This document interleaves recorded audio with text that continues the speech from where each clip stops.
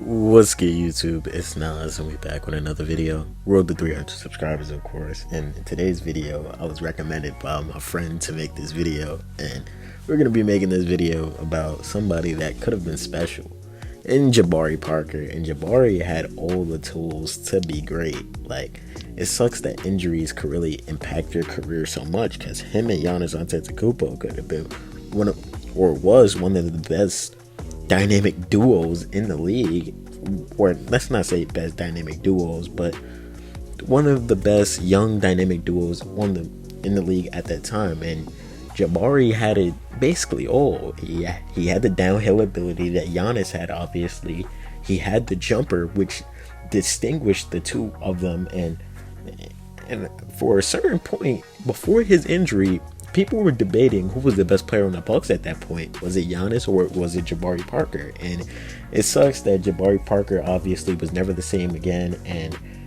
his career never took off to the trajectory that the upward trajectory which he was destined for. But to say that he's just another bust and he didn't really do anything is kind of disrespectful to Jabari Parker, because he did what he had to in the short amount of time that he was available to do what he had to do. And Jabari was a bucket. Like, if y'all know basketball, I'm pretty sure me talking about Jabari Parker just probably flashed a memory in your head, like, oh shit, Jabari used to be nice, bro. What happened to Jabari Parker? And I'm about to tell y'all right now, in the 2014-15 season, he averaged 12 points, 5.5 rebounds, and 1.5 assists. And in his rookie season, he ended up getting injured, which would be a scary flash to come to what would be his career. Basically, it would be he would tear his ACL and his knee in December 2014, which would suck. He only played 25 games that season. The next season, he came back in the 2015-2016 season, where he averaged 14 points, 5 rebounds, and 1.5 assists.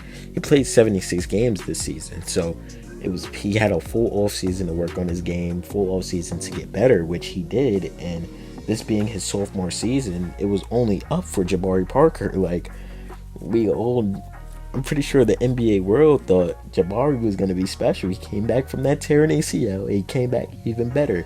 That's what you're supposed to do. In his third season, which everything would go downhill, he only played 51 games. He would tear his ACL again in the same knee, which sucked.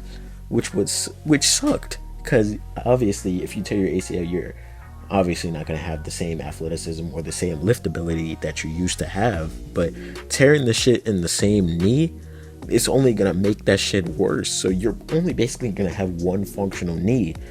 But in this season, he averaged 20 points, 6 rebounds, and 3 assists. He was a certified bucket this season.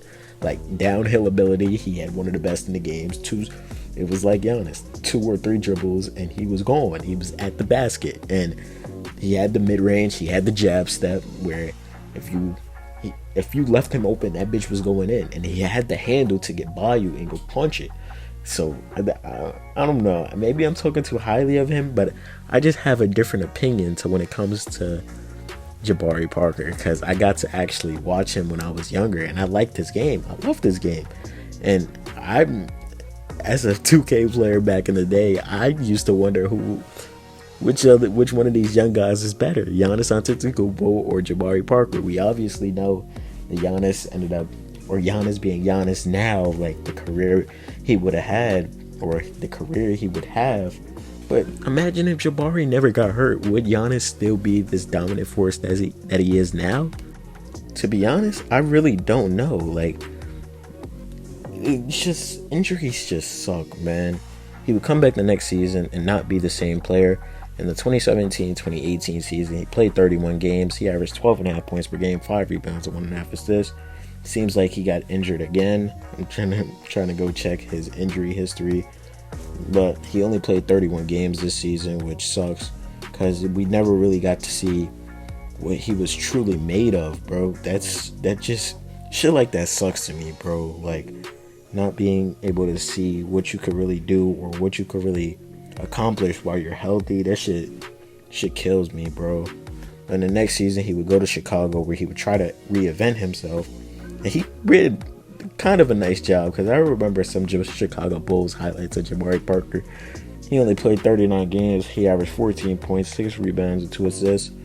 And he also had the rebounding ability too. And he was able to block shots because obviously him being a 6'9", 6'8", 6'10", one of those heights, him being one of those taller forwards, he was obviously getting down there. Yes, the defense wasn't as good as Giannis, but it was there. You can't say it wasn't there. The next season, he would go to Washington, where he only played 25 games. They were still giving him minutes. He was still getting a chance to show what he could really do, where he averaged 15.7 rebounds and 2.5 assists, only playing 25 games that season. He got injured again in the 2019-2020 season.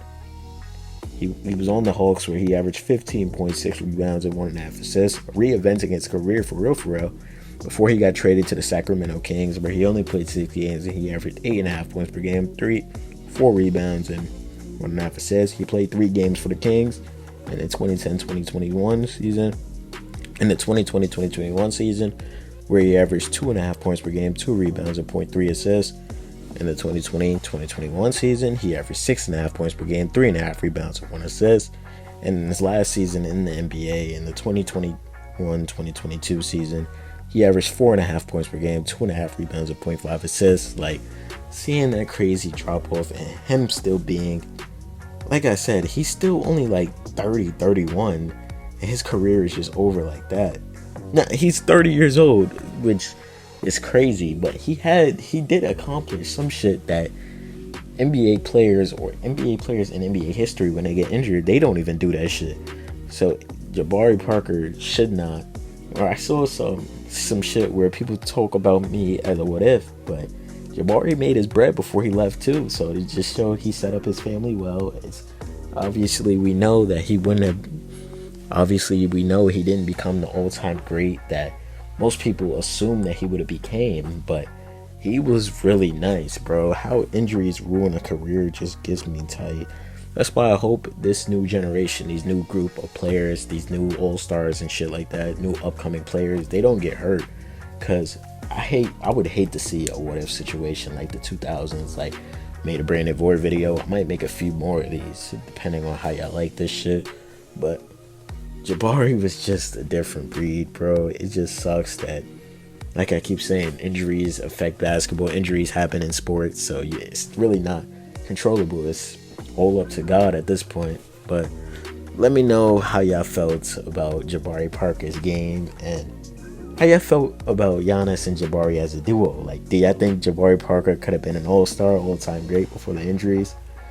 Let me know. Subscribe. I hope you enjoyed. What's good, y'all? If y'all made it to the end of the video and y'all enjoyed it, subscribe, because posting daily, and there's a video right there on the right or on the left if you haven't watched it already.